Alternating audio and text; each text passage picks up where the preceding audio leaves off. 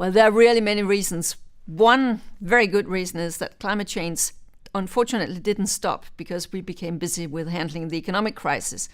But also another good reason is that investors need to get the signal. What can they count on after 2020? They're already planning for this.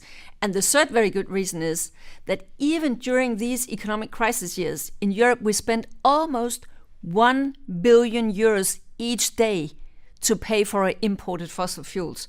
Don't people think that it would be wise to bring down that kind of cost and at the same time do something good for the climate?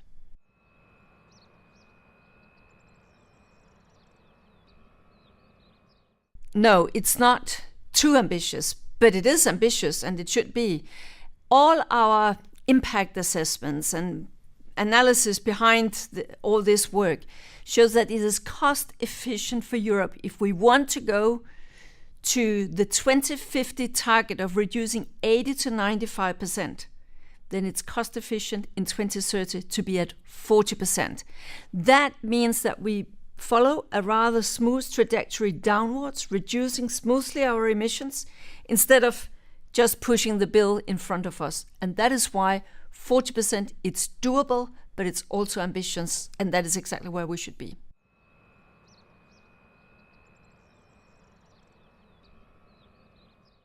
Our experience in Europe has always been, it helps when we have binding targets. We also saw that in the run-up to achieving the 2020 targets. And I also think it sends a stronger signal to the investors that they know this is something we are serious about. It's not just nice intentions, it's something we actually want to do. We want to measure whether we are moving in the right direction. We are building in now bigger flexibility for member states, but then we need a binding renewables target at the European level. Actually, it's also a question about having a more Europeanized energy policy instead of a very national energy policy.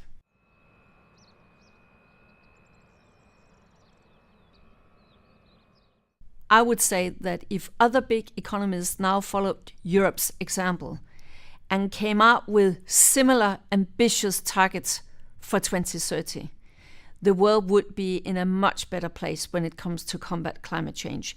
And I'm sure that this signal that we are sending in good time before Paris 2015, that will also make some pressure on others actually also to deliver on ambition.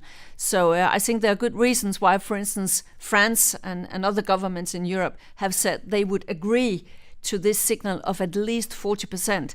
But of course, the next hurdle will be, it's not enough that things get out of the European Commission. Now the European Council, the governments of Europe will have to endorse this as well as, of course, the European Parliament.